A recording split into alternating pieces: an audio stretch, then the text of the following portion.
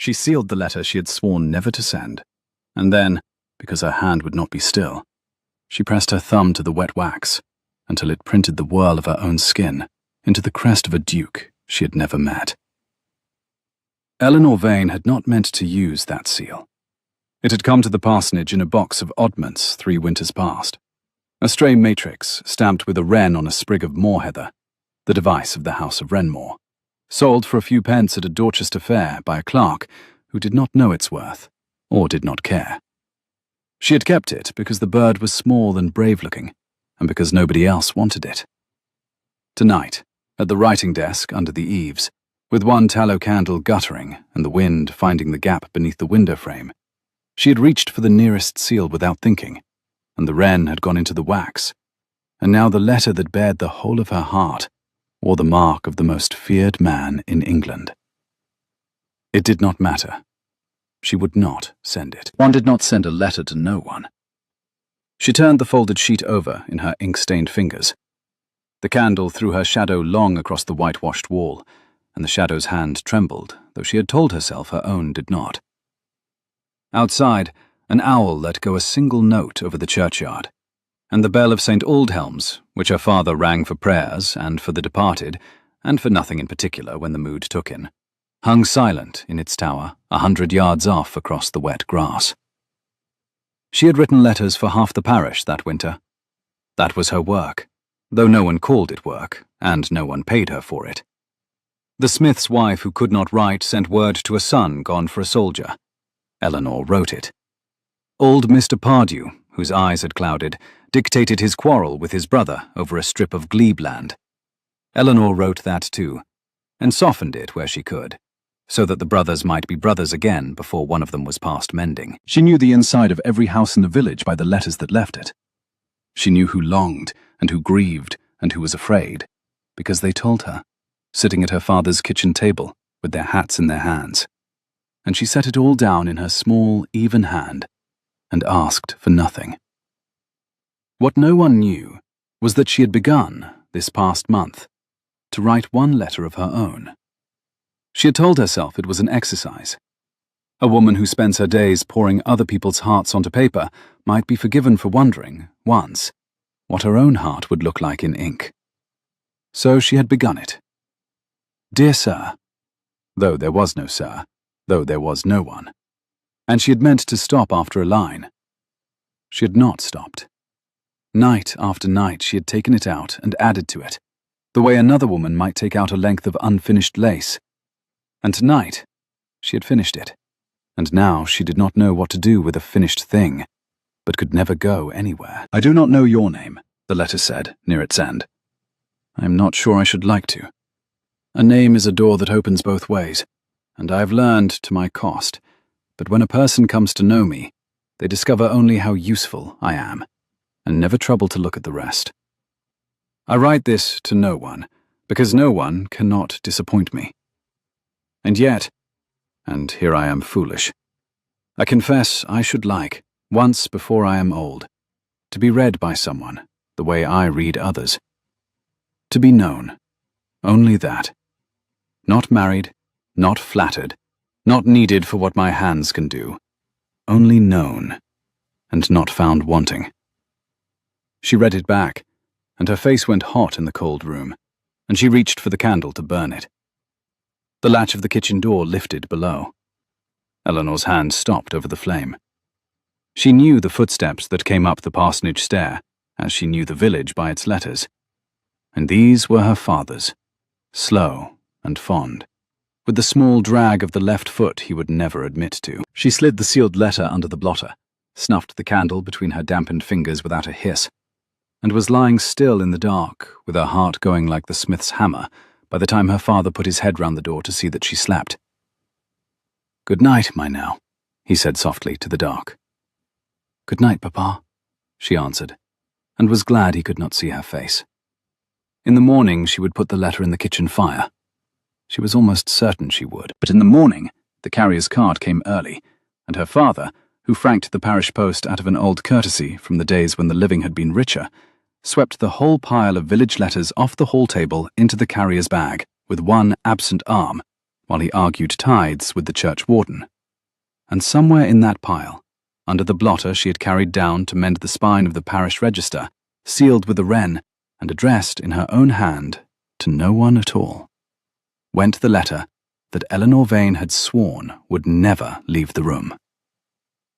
She did not discover it gone until the cart was a mile down the Dorchester road, and by then it was only a smudge of canvas between the hedgerows, and there was no calling it back.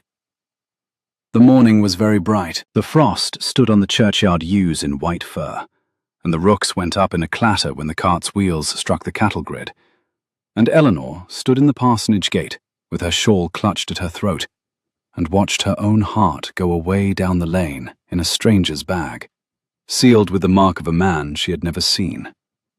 She told herself the worst that could happen was that some clerk would open a letter addressed to no one, find it strange, and throw it on the fire she had been too cowardly to use herself.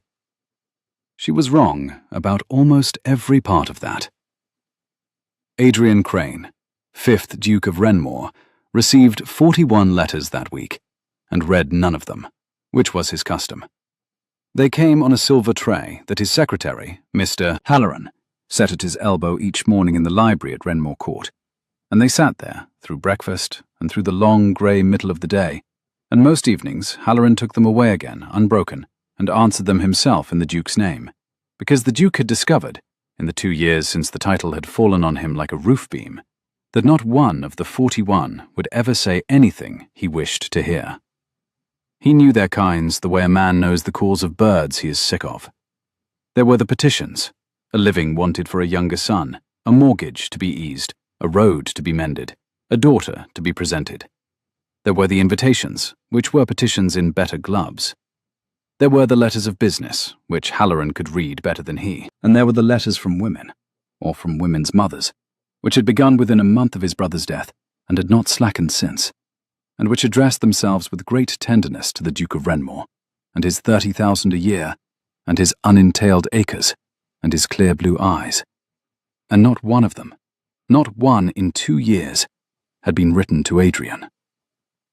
He stood now at the long library window, with a cup of coffee gone cold in his hand, watching his own breath fog the glass and clear again, and he turned the heavy signet ring on his right hand once with his thumb, which was the only outward sign he ever gave that he was thinking a thing he would not say. He was 28, and he had the shoulders of a man who had spent his boyhood breaking colts at the home farm before anyone supposed he would ever be anything but a second son, and he filled the tall window the way a portrait fills its frame, and the maids at Renmore crossed themselves a little when he passed, not because he was cruel.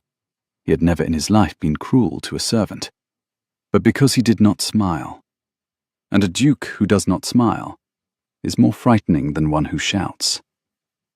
"The post, your grace," said Halloran, setting down the tray. "Burn it," said the Duke, not turning round.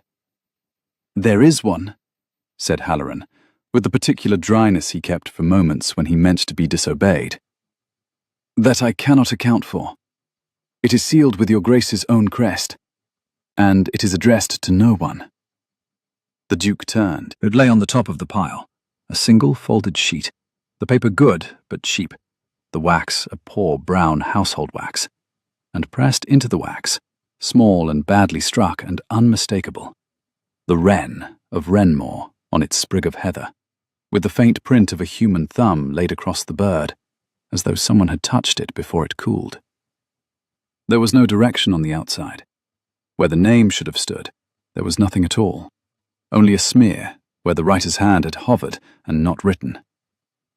"Account for it how you like," the Duke said. "I will read it myself." He did not know why. He told himself afterward, when he had read it 3 times, that he had only meant to find out which of his understewards had pilfered a matrix and sold it at a fair, for the seal was certainly stolen and certainly his. But that was the reason he gave the rational part of himself, and it was not the true one. The true one was simpler, and he did not like it. The letter was addressed to no one, and Adrian Crane had spent 2 years receiving 41 letters a week that were addressed to his rank and never to him. And a letter to no one was the first letter in 2 years that did not want anything from him. He broke his own seal. He read it once, standing at the window, fast, the way a man reads a thing he expects to dismiss. He read it a second time sitting down, slowly, with the cold coffee set aside and forgotten. He read it a third time, aloud, very low, in the empty library, because there was a sentence in it he wanted to hear in the air, and not only behind his eyes. I should like, once before I am old, to be read by someone the way I read others. To be known. Only that. Not married, not flattered, not needed for what my hands can do. Only known, and not found wanting. When he had finished the third reading, the fire had burnt down, and the short winter day had gone grey to black in the window, and Halloran had come and gone twice and not been answered, and the Duke of Renmore sat with a stranger's letter in his 2 hands, and discovered that his throat ached. He turned it over. He held it to the lamp. The hand was a woman's, small and even and trained, the hand of someone who wrote a great deal and took pains. The paper was parish paper. The wax was kitchen wax. The seal was his own bird, stolen at a country fair within a day's ride. And there was the thumbprint in the wax, laid across the wren. Not to hide it, he thought, but the way one touches a thing one is fond of, without knowing one does it. "Halloran," he said, when at last the secretary came a third time. "Where did this come from? The frank, the postmark. Trace it." "Your Grace means to find the thief who took the seal." "I mean to find the woman who wrote the letter," said the Duke, and heard himself say it, and turned the signet ring once with his thumb, and said nothing more. It took him 4 days to find her, and they were the 4 longest days he had known since the week his brother had been buried, and at the end of them he did the maddest thing he had done in his life, which was to order his horse at 11 o'clock at night, and ride 12 miles of frozen lane to a parsonage he had never seen, to knock at a door, behind which a woman he had never met was, he very much hoped, asleep.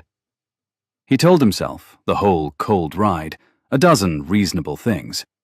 He told himself a man might return a stolen seal in person, if he chose. He told himself he was a magistrate of the county, and entitled to inquire how his crest had come to be sold at a fair.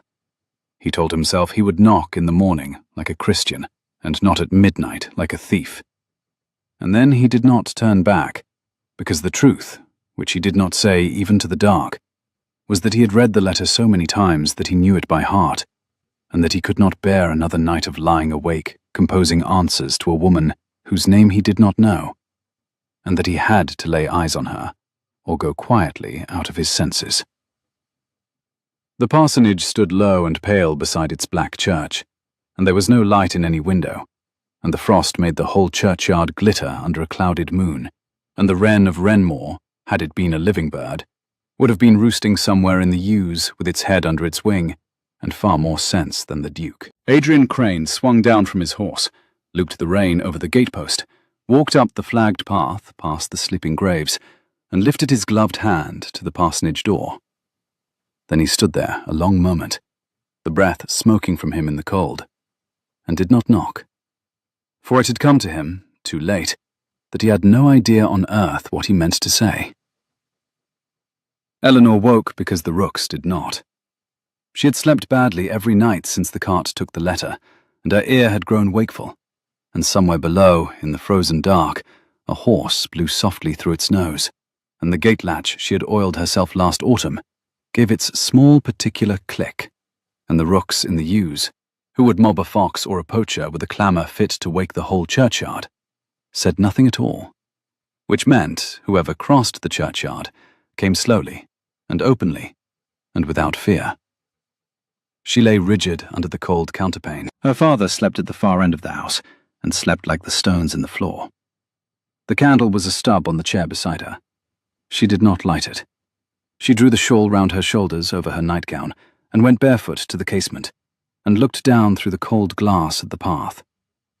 A man stood at the door below her, very tall, in a dark riding-coat, white-shouldered with frost, and he had lifted his hand to knock, and not knocked, and she could see by the set of him, the head a little bent, the gloved hands suspended, that he did not know what he was about any more than she did. A horse waited at the gate, breath rising. The man's other hand went, as she watched, to the breast of his coat, and pressed there once, flat, as though to be sure of something inside it. And Eleanor's heart turned right over in her, because she knew, the way one knows a thing in a dream before it has happened, exactly what was folded against that stranger's chest. She read it as the gesture of a man making certain of a thing he could not afford to lose. Whether she read it rightly, she could not have said. But she went down the stair in the dark, with her hand on the cold wall, and her bare feet finding the worn dip in each tread. And she drew back the bolt she had shot herself at curfew, and opened the parsonage door to the midnight, and the frost, and the man who had ridden 12 miles to stand in it. For a moment, neither of them spoke. The cold came in around him. He was younger than she had thought a duke would be. She did not yet know he was a duke, only that he was a gentleman, and grieving, and very strange to be where he was. And his eyes were a clear, cold blue that the moon made colder. And they went over her face once, quickly, the way her own eyes went over a letter, taking the whole of it. "You are not asleep," he said. His voice was low and rough at the edges, like a thing not much used. "I'd counted on your being asleep. I find I had not thought past that." "It is midnight, sir," Eleanor said, and was astonished her voice came at all. "Honest people are abed. What is your business at my father's door?" He took his hand from the breast of his coat and brought out the folded letter and held it up between them in the frost light so that she could see the broken wax and the small, badly struck wren, and she felt the colour leave her face all at once, and was glad of the dark. "My business," said the man very quietly, "is that I have read this 3 times, and I could not for the life of me discover how to answer it by post, so I have come to answer it at the door. You wrote that you wished, once before you were old, to be known. I have ridden a long way in the cold to tell you that I have read you, madam, every word, and that I did not find you wanting." Eleanor Vane stood in her own doorway with her shawl clutched to her throat, and the man's words going through her like the cold. And she did not faint, and she did not weep, and she did not, to her lasting astonishment, slam the door in his face. She gripped the edge of it until the old oak bit her palm. "You had no right," she said, when she could speak. "That letter was sent to no one. It was sent to no one on purpose." "I know it," he said. "That is why I read it. It is the first letter in 2 years that did not want a thing from me." He paused, and the frost smoked between them. And somewhere a long way off, the church clock began, with a groan of old gears, to tell the hour. "My name is Crane.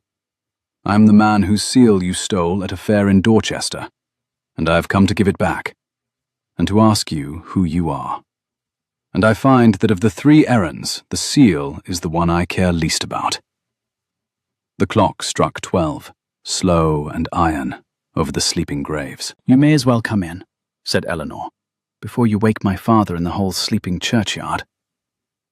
She lit the kitchen candle with hands that shook, and set him in the chair where the village brought its sorrows, on the far side of the scrubbed deal table, and stood herself by the banked fire with the poker in her hand, less for the fire than for the having of something to hold. In the candlelight, she saw him better, and liked him less, or told herself she did. He was too large for the low kitchen. He filled it the way she imagined his kind filled everything, by being born to fill it. His coat was very fine under the frost.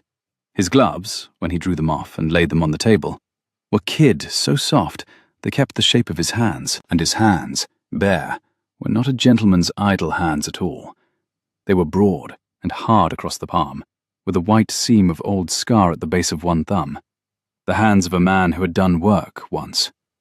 And she did not know what to make of that, and so she did not look at them again. "You have not given me my answer," he said. "I have not given you my name," said Eleanor. "I am Miss Vane. My father holds the living here, such as it is. I write letters for the parish because I can, and I write them well. And that is the whole of what there is to know of me. And you have ridden 12 miles in the cold for it, sir. which I think very ill spent. You have just told me 3 things you said in the letter were not in it, the Duke said. You said you write well, you said it is the whole of you, and you said it ill, as though daring me to agree.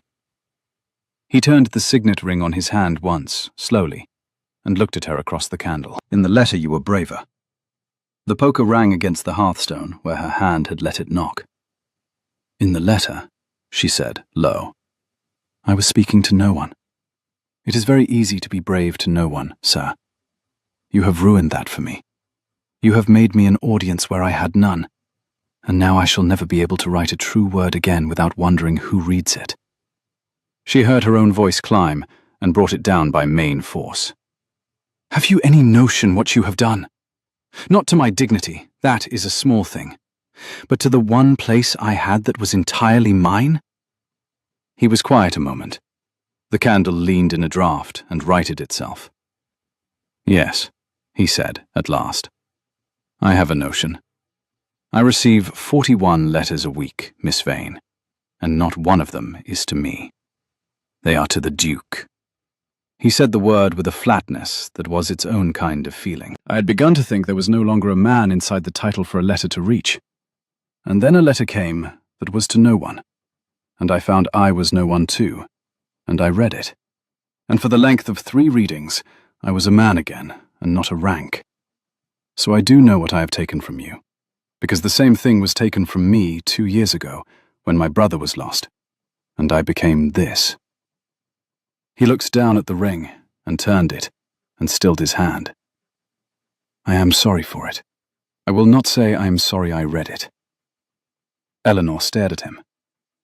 The Duke, she said. You said, the Duke, you are the... She looked at the wren in the broken wax on the table between them, and looked at the man, and the whole cold floor of the kitchen seemed to tilt. You are the Duke of Renmore. I sealed my letter. My heart, sir. I sealed the whole of my heart with your bird and sent it to no one. And it came to you. It came to me, he agreed. Of all the men in England, said Eleanor faintly, I confessed myself to the one they say has a heart like the moor in February. The Duke of Renmore looked at her across the candle, and something moved at the corner of his hard mouth that was not quite a smile, but was the country a smile comes from. They are not wrong about February, he said, but you should hear them on the subject of March. It surprised her into a sound that was almost a laugh, caught and bitten off, and she pressed her lips together and turned to the fire so that he should not see it. And the Duke, who had not made another human being smile in longer than he cared to count, watched the back of her bent neck in the candlelight, and felt the ache come into his throat again, and was very glad she had turned away. He went before her father woke. He left the seal on the table, and his card, which she did not look at, and a single line, not a promise, for he was learned enough in being petitioned to know what promises were worth, but a fact. I shall come back by daylight, he said, drawing on his soft gloves at the door, and knock like a Christian, and ask your father's leave to know his daughter. You may refuse me, but you will not, I think, be able to pretend I do not exist, and that is the only revenge I can offer you for what I have read. And then he was gone into the grey before dawn, and Eleanor stood in the cold doorway, listening to the horse go down the lane, and put her hand to the place on her chest where his hand had pressed his coat, and found her own heart going there like a thing knocking to be let out. She did not sleep again that night, and she did not burn anything, for there was nothing left to burn. He came back by daylight, as he had said, and he knocked like a Christian, and the parsonage was thrown into a confusion that lasted a week. The Reverend Mr. Vane was a gentle, abstracted man, who had buried a wife and raised a daughter, and ceased, somewhere in those years, to expect anything of the world but the slow turning of the church seasons. And he received the news that the Duke of Renmore wished to call upon his Eleanor, with the air of a man told that the river had begun to run uphill. Not with disbelief, exactly, but with a sense that the natural order had suffered a strain it might not recover from. He was too kind to ask his daughter what she had done to bring a duke to the door, and she was too proud to tell him, and so the great fact sat between them at the breakfast table unspoken, like a guest who would not eat. The village was not so delicate. By the second day it was known at the forge, and the well, and the back of the church, that his Grace of Renmore had called twice at the parsonage.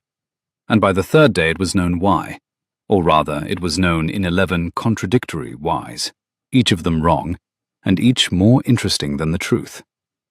Mrs. Pardew had it that the Duke was a connection of the late Mrs. Vane's, and had come about a legacy. The churchwarden's wife had it that Eleanor was to be made governess to some Renmore cousin, and good riddance to her heirs.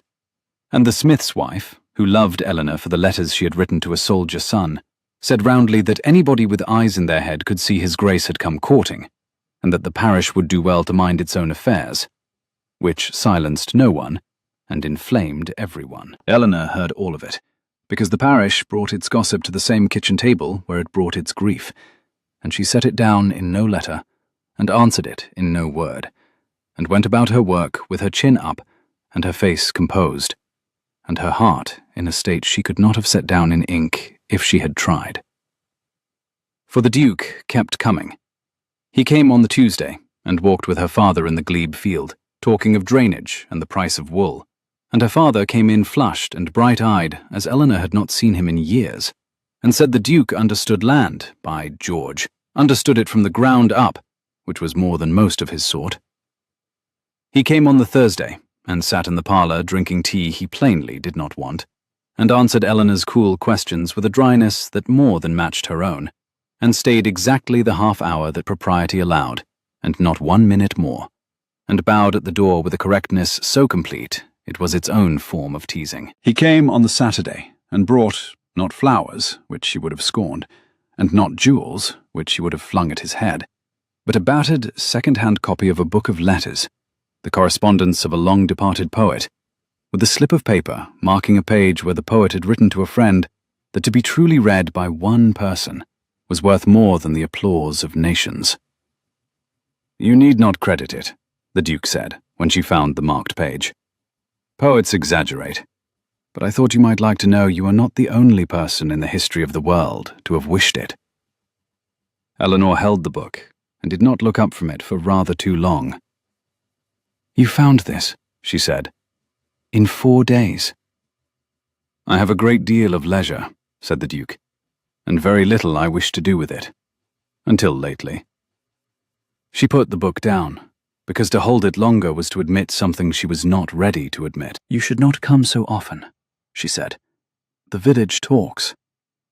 "The village," said the Duke, "has talked of me for 2 years, and never once to my face, and never once said a thing that was true. I find I do not greatly fear the village. Do you?" "I have lived my whole life in it," said Eleanor. "It is a different thing to fear from inside." He was quiet at that, and turned the ring on his hand, and she thought she saw, and it surprised her, that she had told him something he had not known, and that he had heard it. A man who could be told a thing was rarer in her experience than a duke. She had known several men who could be told nothing at all, and married, very nearly, the worst of them. His name had been Mr. Tobias Frayne, and he had come to the parish as a young man reading for the law with a relation of the squire's 3 summers ago, and he had been the handsomest creature Eleanor had ever seen, with a way of bending his bright head to listen that made a woman feel she was the only thing in the room worth hearing.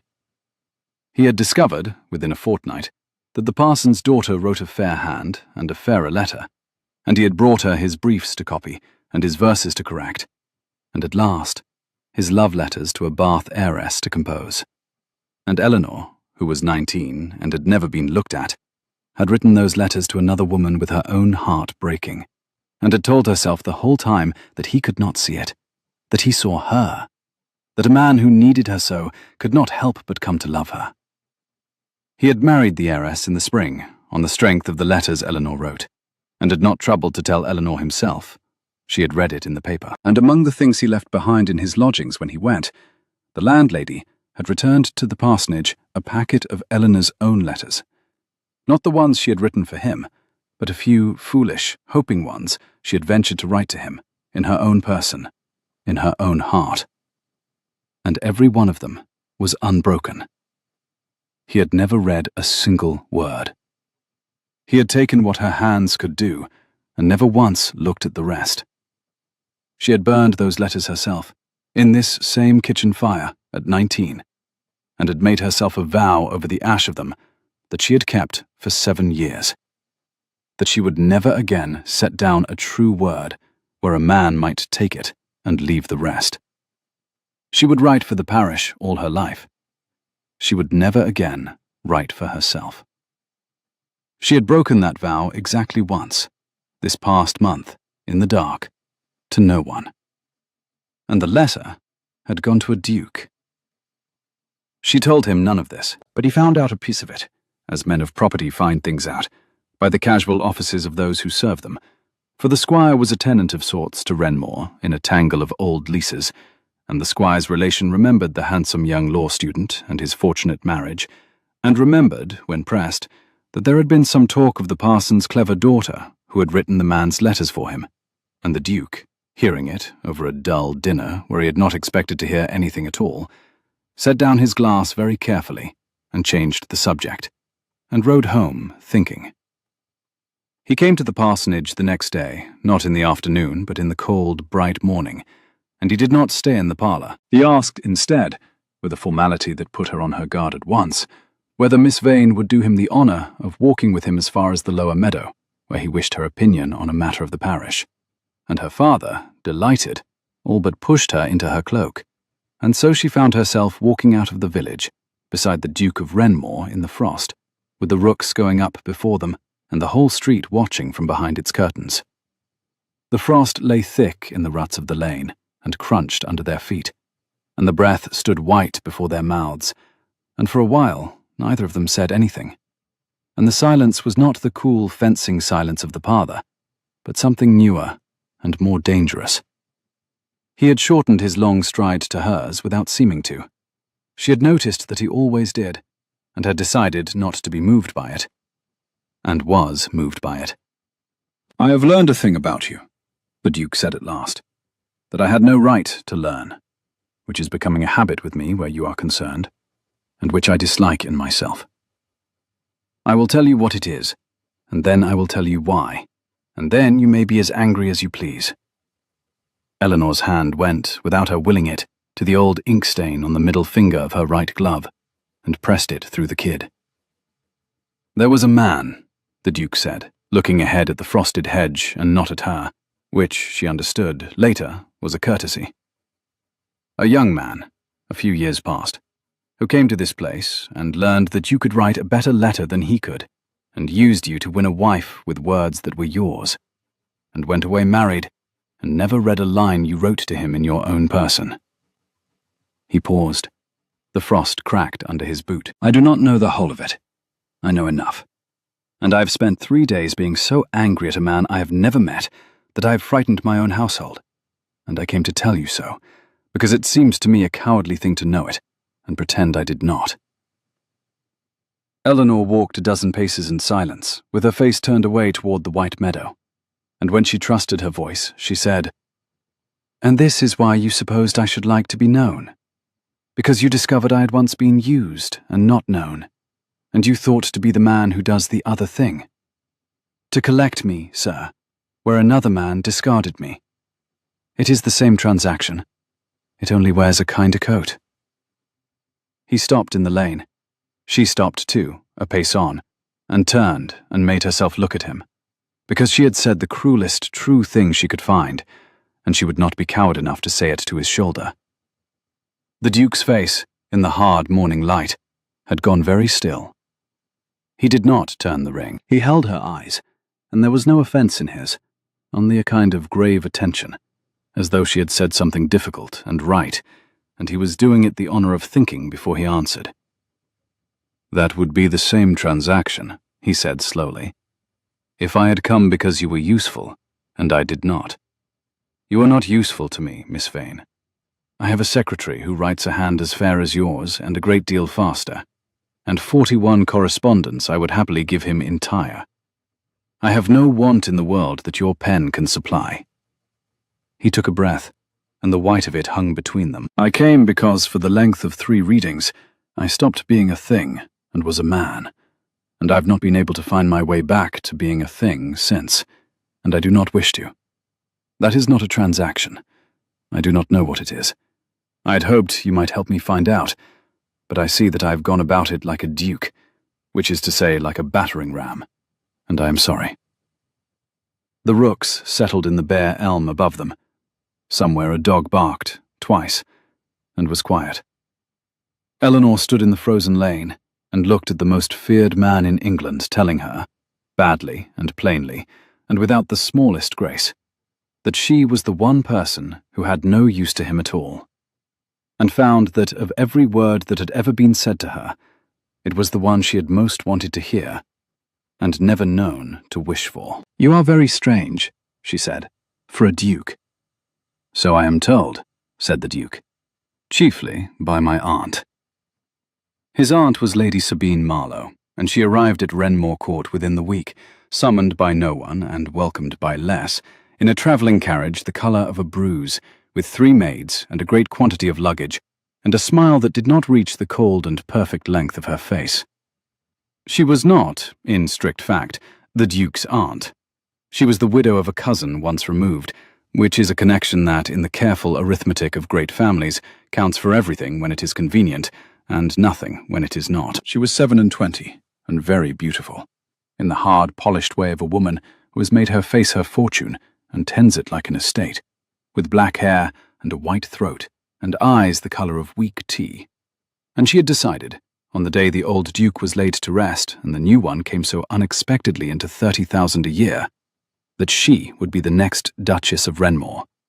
And she had been very patient, and her patience had just been informed by a maid's letter that it was in danger of being wasted on a parson's daughter who wrote letters for the poor. She came down to dinner the first night in amber silk and put her cool hand on the Duke's sleeve and called him "My dear Adrian," in a voice pitched for the footman to hear, and asked after his health and his hounds and his happiness, and then, over the soup, after the curious rumour she had heard, surely it could not be true, that he had been seen riding out to some village living to pay court to a clergyman's daughter, and watched his face while she said it, the way a card player watches a turned card. "I have been to Aldermstoke twice," said the Duke, "and walked once with Miss Vane in the lower meadow, and intend to do so again as often as she will permit. I am glad the county is so well informed. It saves me the trouble of announcements." Lady Sabine laughed, a small silver laugh with a file in it. "You were always droll, Adrian. But you will forgive an old woman," she was not old, she said it as a weapon, "for caring what becomes of you. A parson's daughter, a girl who writes letters for hire. The world is unkind, my dear, and it will say things, and it will say them whether they are true or not, and a name once spoken is not easily unspoken. I should be failing in my duty to your poor brother's memory if I did not say so." The Duke set down his spoon. "You will leave my brother out of it," he said very quietly, and the temperature of the table dropped 10 degrees, and the footman by the sideboard found something absorbing to do with the salver, and Lady Sabine, who had played many hands in her life and knew the value of a small, graceful retreat, inclined her beautiful head and spoke of the weather and bided her time. But she had learned what she came to learn, which was that it was true, and worse than true, and that the Duke meant it. And a woman who has spent 2 years and a great deal of patience on a duchy does not surrender it to a parson's daughter without first making certain there is nothing in the parson's daughter's history that a careful hand might use. She had heard of the letters. Everyone had heard of the letters. The village could speak of nothing else.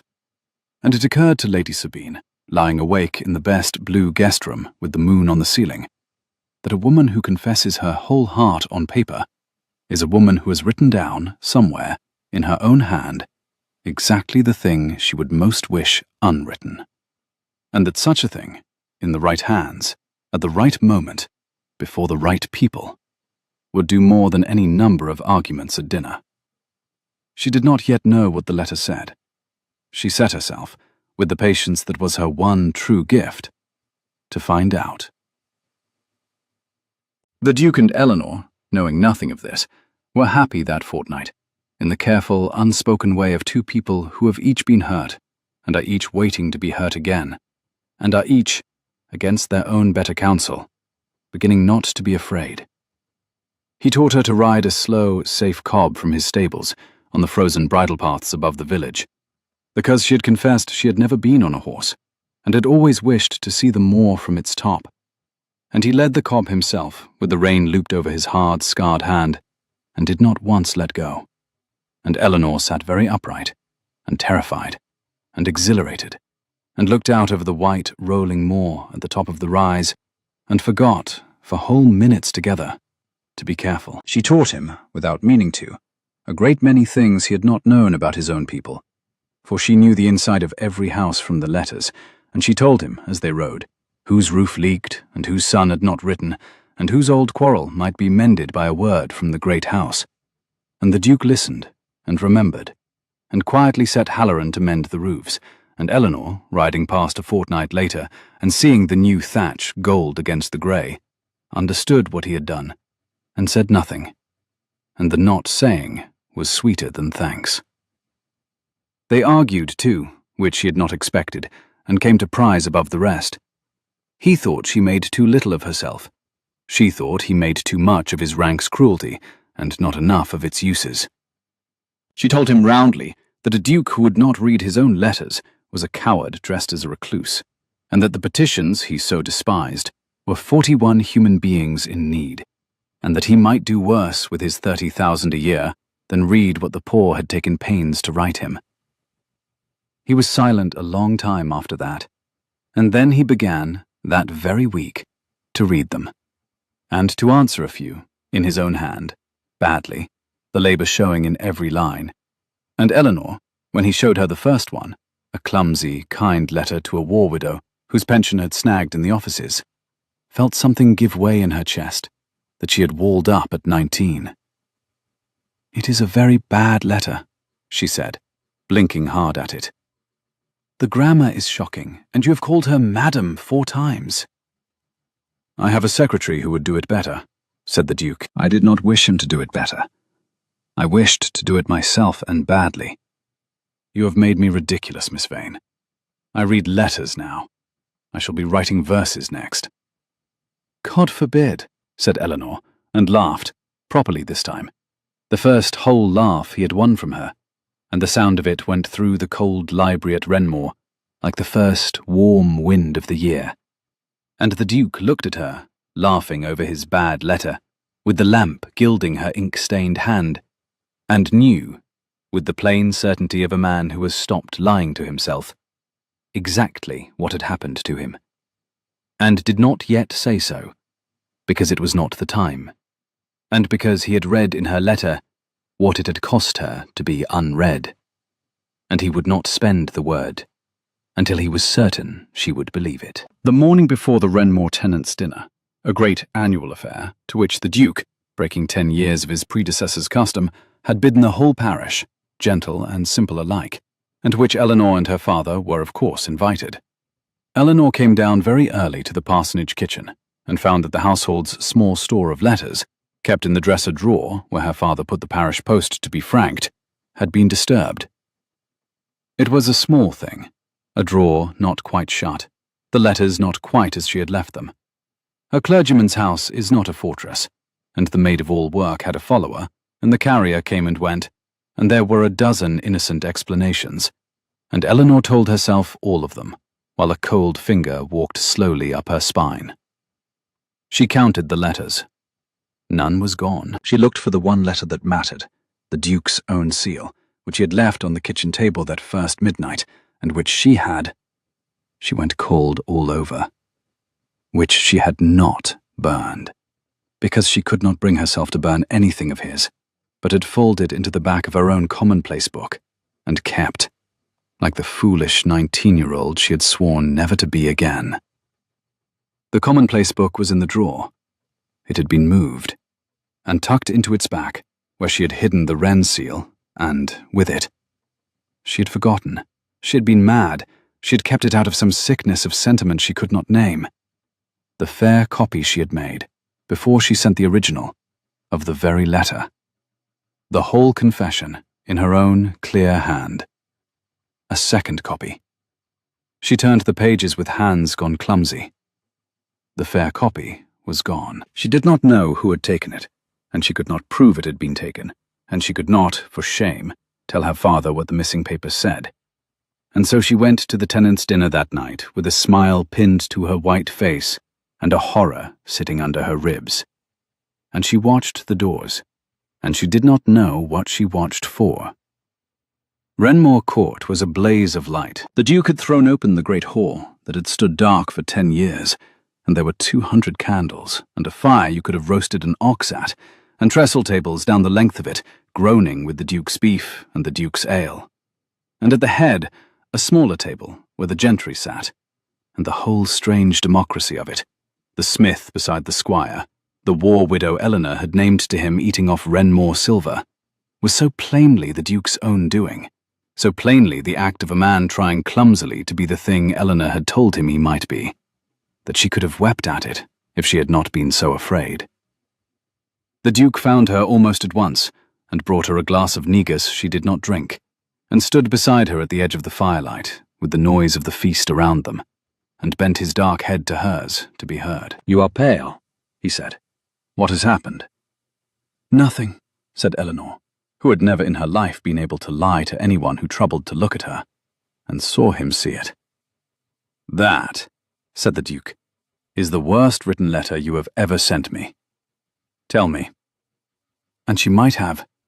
She had drawn breath too, when across the hall, at the gentry table, Lady Sabine Marlowe rose to her feet in amber silk, with a glass in her hand and a paper in the other, and her silver voice cut through the noise of 200 people like a wire through cheese, and the feast began, raggedly, to fall quiet to hear what the great lady would say. "Friends," said Lady Sabine, and smiled her cold and beautiful smile down the length of the hall, and the word in her mouth was an obscenity. "His Grace has done us all so great an honour tonight, gathering us together, gentle and simple, in his own hall, that I cannot let the evening pass without a word. We have all heard the happy rumour. We have all seen his Grace's particular kindness to a certain young person of this parish." Her tea-coloured eyes found Eleanor in the firelight, and held her there, pinned, like a moth to a board. "And I thought, what could better suit such an occasion than to hear, from her own pen, in her own incomparable words, the sentiments of the lady who has so captured our noble host. For she is famous, is she not, for her letters?" The hall had gone silent. Eleanor could not move. Beside her, she felt the Duke go very still and very large, like a wall before a storm. Lady Sabine unfolded the paper. "I do not know your name," she read, in a clear, carrying voice, with a little smile at each phrase, savouring it. "I am not sure I should like to. A name is a door that opens both ways, and I have learned to my cost, but when a person comes to know me, they discover only how useful I am." She got no further. Eleanor never afterward remembered crossing the hall. She remembered only that she was standing at the parsonage edge of the firelight one moment, perishing by inches, and the next moment she was at the gentry table, with her ink-stained hand flat upon the red paper, pressing it down to the cloth, and her own voice, which she had thought lost forever, ringing out steady and cold over 200 staring faces. "You read very well, madam," Eleanor said. "It is a pity you read another woman's letter without her leave. Shall I tell the company how it came into your hand? Or will you?" The silence in the hall was absolute. Lady Sabine's smile did not falter, but a muscle moved in her white throat. "You forget yourself," she said softly. "You forget where you are, and to whom you speak." "I forget nothing," said Eleanor. "I am the parson's daughter who writes letters for the poor, and I am not ashamed of one word I have ever written, in my own person or in others. And I will not be made ashamed of this one in this hall by a lady who came into my father's house. For it was my father's house, was it not, where this was taken, since I keep it locked in my own book, and no one in this parish would touch it, and went through a clergyman's drawers like a thief in the night to find a thing to wound a girl she has never spoken to. You wished the company to hear the letter, madam. By all means, let them hear it. Give it to me.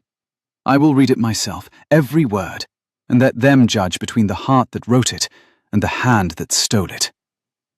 She held out her ink-stained hand for the paper. For one long, terrible moment, Lady Sabine Marlowe looked at the parson's daughter, standing white and steady, with her hand outstretched, and at the 200 faces turned now not to the great lady, but to the girl, and at the Duke rising slowly to his feet at the head of the table, with a look on his face that she had never seen there and never wished to see again. And she understood, with the swift, cold arithmetic that was her one gift, that she had played her hand and lost it, and that the only thing worse than retreating now would be to go on. She let the paper fall from her fingers to the table. "You are welcome to it," she said, with a small, contemptuous shrug that fooled no one, least of all herself. "It is a very vulgar letter. I find I have no appetite for the rest." And she gathered her amber silk and went out of the hall by the small door behind the dais, with her chin up and the candlelight catching the rings on her cold hands. And 200 people watched her go, and not one of them rose to follow, and the great fire crackled in the sudden silence she left behind. It was Eleanor who broke it. She picked up her own letter from the table, where Lady Sabine had let it fall, and she folded it once, along the old crease, with hands that had stopped shaking, and she turned to the 200 faces, the smith and the war widow, and the church warden's wife, and her own father, white and trembling halfway out of his seat. And she said, in a voice pitched to carry to the back of the hall, clear and not unkind, "It is no great matter after all. It is only a letter from a woman who wished, once, to be known. I dare say there is no one in this hall who has not wished the same." She looked, as she said it, not at the gentry table, but down the long trestles at the people she had written for all her life, the people who had brought their hearts to her kitchen table. "I have written your letters these 7 years. I know your hearts better than any of you would care to own at this moment, so I'm not afraid to have you know mine. Eat your dinner. His Grace went to a deal of trouble for it." And after a moment, it was the smith's wife who began it, with a bark of a laugh and a thump of her tankard on the board. The hall began, raggedly, and then warmly, and then with a roar, to do exactly that. And the danger passed over like a cloud off the sun, and Eleanor stood in the firelight at the head of the Duke's table, and found that she was, after all, still standing. The Duke came to her side. He did not touch her, for 200 people watched, but he stood very close, and bent his head and said, low, for her alone, in a voice that was not quite steady, "I have read a great many letters this month, Miss Vane, learning to do it. I had thought I was learning from a master. I see now I had not seen you read aloud." He paused. "Remind me never to be on the wrong side of you." "You were on the wrong side of me at midnight in my own doorway," said Eleanor, not looking at him, her own voice unsteady now that the worst was over. "And survived it? I think you will do." They did not speak of love that night, for the moment was too public and too raw, and the Duke had learned, from the very letter that started it all, that the word she most needed was not the loud one. But he saw her and her father safe into the carriage he insisted upon, and he stood bareheaded in the cold of his own courtyard while it pulled away, and Eleanor looked back through the small window and saw him standing there in the torchlight, very large and very alone among his servants, watching the carriage go, with one hand pressed flat to the breast of his coat, where there was now nothing folded at all.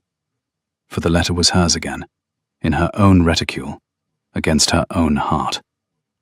And she understood that he had given her back her own words, and kept nothing of her but the memory, and that this, of all the things a man had ever done to her, was the one she did not know how to bear. She slept that night for the first time in a fortnight. She woke to find the world had changed in the way the worst worlds change, not with thunder, but with a quiet, reasonable knock at the parsonage door, and a letter on good paper, sealed with the wren, that was not, this time, for no one. It was addressed to the Reverend Mr. Vane, in the Duke's own bad, clumsy, improving hand, and it was a very correct letter, and it asked, in form, the question that the whole parish had been asking in gossip for a fortnight, whether His Grace of Wrenmore might have the honour of paying his addresses, with a view to marriage, to Miss Eleanor Vane. Her father read it twice, and took off his spectacles, and polished them, and put them on, and read it a third time, and looked at his daughter across the breakfast table with his gentle, abstracted face working, and said, "Nell, my Nell, are you happy?" And Eleanor, who had armoured herself against everything but that, put down her bread and went round the table and knelt by her father's chair, and put her face against his old coat that smelled of candle wax and the church, and could not, for a moment, answer at all. It should have been the end. It was very nearly the end, but there was the matter of the old fear she had carried since she was 19, the vow she had sworn over the ash of her own burned letters, which a kind man's correct proposal could not by itself dissolve, and it rose up in her now, in the very hour of her happiness, blacker than it had ever been. For happiness, she found, was more frightening than misery, having so much further to fall. She walked out alone that afternoon, telling her father she wished to think, and she did not go toward Wrenmore, but away from it, up the frozen bridle path to the top of the moor where the Duke had first led her cob. And she stood at the top in the bitter wind, with the whole white country falling away below her, and she made herself look, at last, squarely at the thing she had been refusing to look at since midnight a fortnight ago. He had read her letter. He had been moved by it. He had ridden through the cold and stood in her doorway and said the words she had wished her whole life to hear. And then, she had been useful to him after all, had she not? She had taught him to read his letters, to mend his roofs, to open his hall, to be the Duke his people needed. She had made him, in a fortnight, more beloved in his own country than 2 years of his silence had managed. He had said she had no use to him, but she had been useful, enormously, exactly as Tobias Frayne had found her useful. A man who marries the woman who has improved him is not so different, she told the wind, with the old, cold voice of 19, from a man who marries the woman who writes his letters. He had been alone and unread and frozen, and she had warmed and read and thawed him, and now he was grateful. And gratitude in a proud man wears the coat of love so well that even the man himself cannot tell them apart. He did not love her. He loved being known. She had given him the experience of being known, the way she had once given Tobias the experience of being loved, in letters that were really hers. And when the novelty of it cooled, when he had a duchess and an heir and a county that adored him, he would look up one day from his 30,000 a year and see across the table not the woman whose heart had moved him at midnight, but only the clever parson's daughter who had been so very useful. And he would be too kind to say it, and she would see it in his face, which would be worse than his ever saying it. And she would die a little every day of the rest of her life of being, again, used and not known. She had taken him for what his attention could do for her starved, unread heart. He had taken her for what her warmth could do for his frozen one. It was the same transaction. It only wore a kinder coat. She stood on the top of the moor in the wind until her face was numb, and then she went down, and she wrote the Duke a letter, the last she meant ever to write for herself. And it was the bravest and the most cowardly thing she had ever done, for she told him the whole of her reasoning, plainly, and without a single tear blotting the page, and she told him she could not marry him, and she told him why, that she would not be useful to a man again, not even a man as kind as he, and that gratitude was not love, however little he could presently tell them apart, and that she would rather be unread and her own for the rest of her life than be his, and find out too late that she had only been useful after all. She sealed it with her own poor brown wax, and no crest at all, for the wren was his, and she had no more right to it, and she sent it by the carrier in the morning, and this time she did not call it back, because this time she meant it. And a thing meant cannot be unmeant by chasing a cart. The letter reached Renmore at noon, and the Duke read it once, fast, the way a man reads a thing he does not believe, and a second time, slowly, sitting down, with the colour going out of his face. And he did not read it a third time, because he could not. He sat in the library where it had begun, with her letter in his two hard hands, and the fire burned down, and Halloran came and went, and was not answered, and the short day went grey to black in the window, exactly as it had a month before. Only now the man at the window was not waking up out of 2 years of being a thing into being a man, but going back down, alone, into the dark she had pulled him out of, and finding it colder than before, because now he knew what the warmth had been.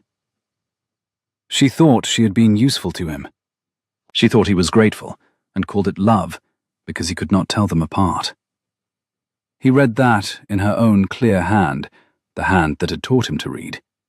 And the worst of it, the thing that took the breath out of him and left him sitting in the dark, was that he could not, by any letter, by any argument, by any number of words, however well or badly written, prove to her that she was wrong. For the whole of her belief was that words could be used, that a heart on paper could be taken, and the rest left. And she had built a wall of it 7 years high, and he was a man who had only just learned to read, and he did not have the words to take it down, and he knew it. She had unread him with his own lesson. She had used the very thing he loved her for to put herself forever out of his reach. He thought, for a black hour, of letting her go. It was what she asked. It was, very possibly, the kindest thing. And he was learning to be kind. A better man, he told himself, would honour the lady's clear-stated wish and trouble her no more. Then he thought, I have spent 2 years being the man who does not trouble anyone, who reads no letters and answers none, and lets the world wash past unanswered, and it nearly killed the man in me. And she is the one who taught me that to be silent out of pride is only cowardice in a better coat. She has just done the same thing she cured me of. She has gone silent, out of fear dressed as principle, and called it setting me free. And he got up out of the dark library, and rang for his horse, and he did not wait for daylight, and he did not knock like a Christian. It was past 11 when Eleanor heard the gate latch click, and the rooks say nothing, and she knew, before she went to the casement, exactly who stood below in the frost with his hand at the breast of his coat. And she stood a long time in the cold dark of her room, with her heart breaking, and very nearly did not go down, because she had meant her letter, and to go down was to risk everything she had decided on the top of the moor. But she had opened the door to him once before in the dark, and she found that she was not, after all, the woman who could leave a man standing in the frost a second time. Not this man. And so she went down the stair, with her hand on the cold wall, and her bare feet in the worn dips of the treads, and she drew the bolt, and she opened the parsonage door to the midnight a second time. And there he stood. He looked terrible. He looked as she felt. The frost was white on his shoulders, and his face was grey, and his clear blue eyes were red at the rims, and he did not have a letter in his hand this time, and he did not have a seal, and he did not have a single one of the careful, correct words a duke ought to have. He had ridden 12 miles in the cold with nothing at all. I have no letter, he said. His voice was wrecked. I read yours. I have read a great many letters this month, you taught me, and I have learned to answer them, and I find I cannot answer this one. There are no words in it. You have written me a wall, and I have stood at the bottom of it all afternoon looking for the door, and there is no door. So I have come without words, because words are the thing you do not trust. and I do not blame you, and I will not insult you with them." Eleanor stood gripping the door. "Then why have you come?" she whispered. "To be useless to you," said the Duke of Renmore. "You said you would not be useful to a man again. Very well. Be useless to me. I do not want your pen. I have a secretary. I do not want your warmth for my house, or your knowledge of my people, or your skill at making me a better duke. Halloran can hire all of that, and I would dismiss all of it tomorrow and count it cheap if you would only—" His voice broke, and he stopped, and turned the signet ring on his hand once, the old habit, the only outward sign. Then he did a thing she had never seen him do. He pulled the ring off his finger, the great, heavy duke's ring with the wren on it, and he held it out to her in the cold. Not as a betrothal, but as something else, something she did not understand until he spoke. "I came to give you this, not to make you a duchess, to take the duke off my own hand for 1 minute and stand in your doorway as the man you wrote to, the no one, and ask the no one's question. Not, will you marry the Duke of Renmore? That is the question with the use in it. The other one. The one from your letter." He swallowed. "Will you let yourself be known by a man who has nothing you need, and wants nothing you can do, and only cannot get warm, Eleanor, since he read you, anywhere that you are not? That is not gratitude. I have been grateful to 100 people and never once ridden through the cold at midnight to stand at their door with my heart in my hand." He drew a breath that shook. "I love you. I'm sorry to use the word. It is the only one there is, and you have made me distrust all of them, and I am saying it anyway, because the alternative is to honor your wish and go home and be a thing again, and I find I would rather be turned away as a man than spared as a duke." The frost smoked between them. The church clock began, with its groan of old gears, to tell the hour. Eleanor Vane looked at the most feared man in England, standing bare-headed in her doorway, with his own ring held out in his bare, scarred hand, asking her, not the useful her, not the clever her, not the her that wrote and warmed and mended, but the her that had written one true line in the dark to no one, and never thought to be answered. And she felt the wall she had built at 19, 7 years high, go over all at once, not pushed, but simply unsupported. For he had not argued it down. He had walked round it. He had ridden 12 miles in the cold to walk round it. Twice. "You great fool," she said, and her voice was thick, and the tears she had not let fall on the moor, or in the hall, or over her own brave, cruel letter, came now all at once. "You have ruined me twice over. You read my letter when it was sent to no one, and you have come to my door at midnight to undo the one wise thing I ever did. I told you I would never again set down a true word where a man might take it and leave the rest."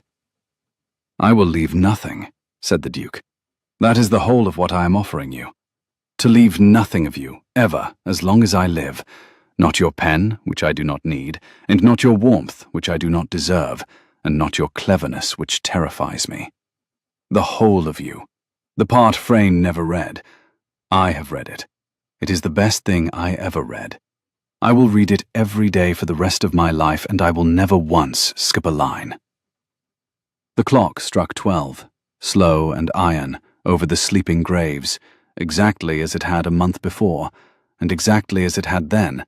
Eleanor did not slam the door. She took the ring out of his cold hand, and she did not put it on, but she closed her fist round it, and she stepped out over her own threshold into the frost in her bare feet, which was a mad thing to do, and she did it, and she put her free hand flat against the breast of his coat, where there was no letter now, only his heart going hard under the wool, and she felt him go still all over at the touch, the way a hard frost stills a field. "Once before I am old," she said, looking up at him, "I wished to be known. You have read me."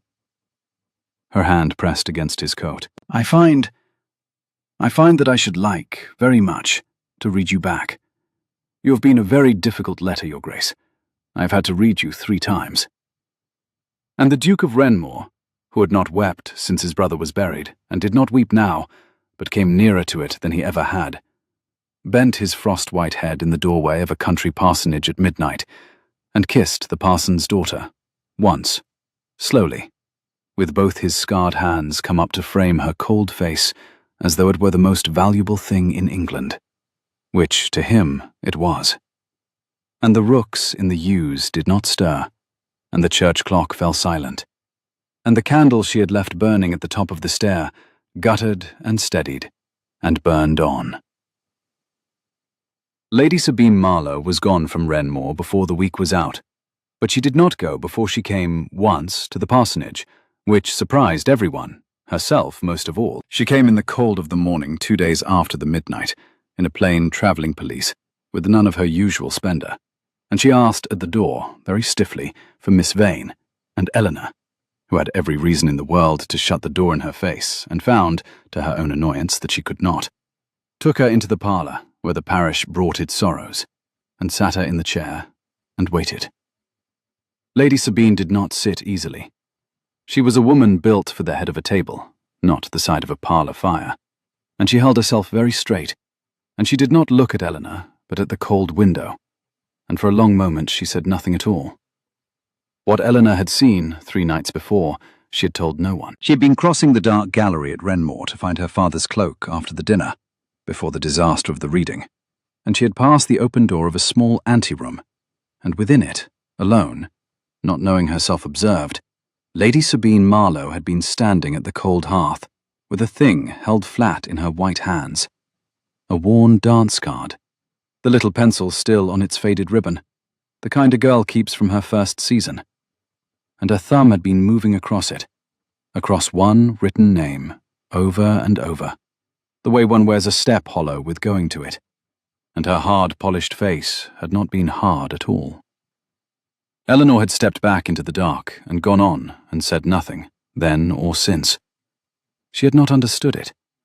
She thought now that she was about to. "My husband was lost to me 11 years ago," said Lady Sabine, abruptly, to the window. "He was a cousin of the old Duke's, and a fool, and I married him because he asked, and because I was 23 and frightened." She drew a breath that did not steady her. "I had loved a man who did not ask, a younger son with no fortune, who danced with me at my first season, and wrote his name on my card, and went for a soldier, and did not come back. I have made my whole life since out of being too clever to be frightened again," she said, "and too useful to a great family to be put aside, and too beautiful to be pitied." She turned from the window at last, and her tea-coloured eyes were perfectly dry and perfectly bleak. "I told myself I wanted the duchy," she said. "I have just discovered, at the cost of the only public humiliation of my life, that what I wanted was to be in a house where someone was glad I had come. I have not been glad of in 11 years. I saw that he was glad you had come," she said, "and I could not bear it, and I behaved as I behaved. I am not here to be forgiven, because I do not forgive easily myself, and I do not expect what I cannot give." She rose, and drew from inside her pelisse a folded paper, and laid it on the table between them, on the very table where the parish told its grief, within reach of Eleanor's hand. "That is the original fair copy I took from your book," she said. "I have not destroyed it, because it was not mine to destroy, as it was not mine to read. There is also a line of my own at the foot of it. You may read it or burn it as you choose. I find I no longer care to be the sort of woman who would rather it were burned." Eleanor took up the paper and unfolded it, and there was her own confession in her own clear hand, every word, and beneath it, in a cold, elegant script very unlike Eleanor's own, a single line had been added. "I am sorry." It was a very good letter, and I read it the way a thief reads, only for what I could take, and I am ashamed. S.M. Eleanor read it and looked up, and Lady Sabine was already at the door. "Lady Sabine," Eleanor said. The great lady stopped, her hand on the latch, her back very straight. "There is a window in this house," said Eleanor, "that the rooks watch, and I've watched it most of my life. I do not know what name was written on your dance card, but I know what it is to keep a paper one cannot send to a person one cannot reach. I keep one still." She folded the confession, and the apology with it, and did not burn either. "I am glad you came. Whatever the village says of you, I shall say that the Lady Sabine Marlowe came to a parson's parlour and said a true word with her own mouth, which is more than most of the gentle people in this county have managed in my hearing. Safe journey, madam." Lady Sabine stood a moment longer with her hand on the latch, and her shoulders came down a very little, and she said, not turning, "He is fortunate in you. I told him so. It is the only true thing I have said in this house." And then she was gone, and the rooks went up from the yews as her carriage passed the gate, and Eleanor watched it go, and put the folded paper away in the back of her commonplace book, where she kept the things she could not send. They were married in the spring, in the small black church of St. Aldhelms, because Eleanor would not be married anywhere else, and the Duke had discovered he wished for nothing she did not wish for. And the whole parish came, gentle and simple, and the smith's wife wept loudly all through the service, and was not ashamed of it. And the Reverend Mr. Vane's hands shook so on the page that the Duke, standing at the altar, reached over and steadied the book for him, which no one in the county had ever seen a duke do, and no one ever forgot. The season opened, and they did not go to it. The 41 letters a week still came, and the Duke read every one of them now, badly and faithfully, at the long library window, with his Duchess at the other end of the table reading her parish letters, the two of them writing side by side, in the warm room where it had once been so cold. And now and again, he would read a phrase aloud, some petition or grief or small village hope, and she would tell him the whole story behind it, who longed and who grieved and who was afraid. And between them, slowly, over years, they answered every one. He kept the wren seal in a drawer of his desk, the stolen one, the one she had pressed her thumb into in the dark, and he would not let it be melted down or mended, though it was badly struck and the bird was lopsided, because, he said, a perfect seal would have looked like every other letter on the tray, and he had needed, that one time in his life, to see a letter that did not look like the others. And once a year, on the anniversary of the midnight, he would take it out and look at the small print of her thumb still laid across the wren, and turn his ring on his hand once, and put the seal away again, and say nothing, and she always knew what day it was by the doing of it.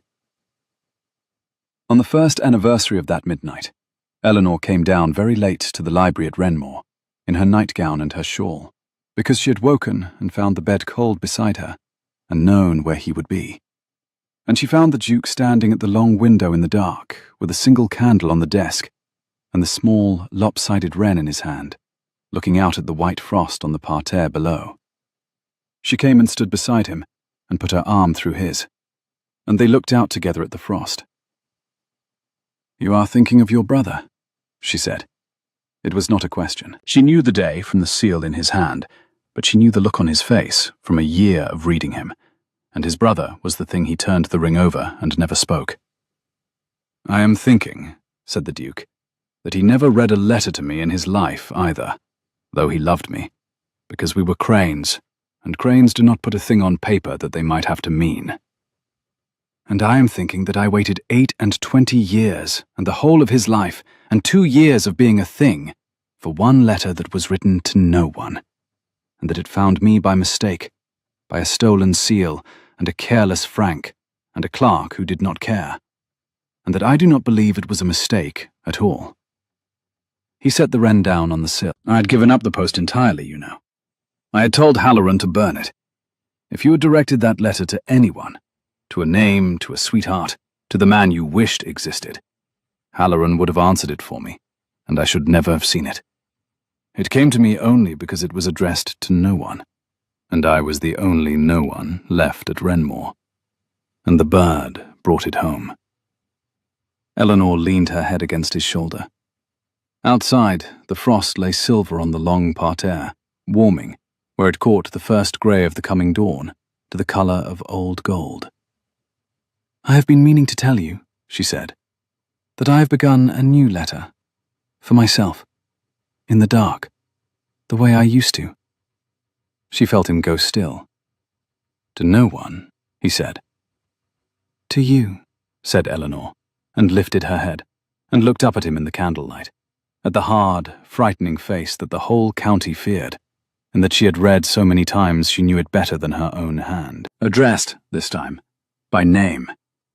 I find I am no longer afraid to be known by the man who reads it, since he has promised never to skip a line. The Duke of Renmore turned from the window, and took his wife's ink-stained hand, and pressed his thumb once to the old, faded stain on her middle finger, the way she pressed it herself, when she was uncertain, which she was not, any longer, ever. And he bent his head and kissed the inked place, and the candle on the desk burned steady, and below them, the frost on the parterre turned slowly gold in the rising light. Then write it, he said, against her hand. I will read it 3 times.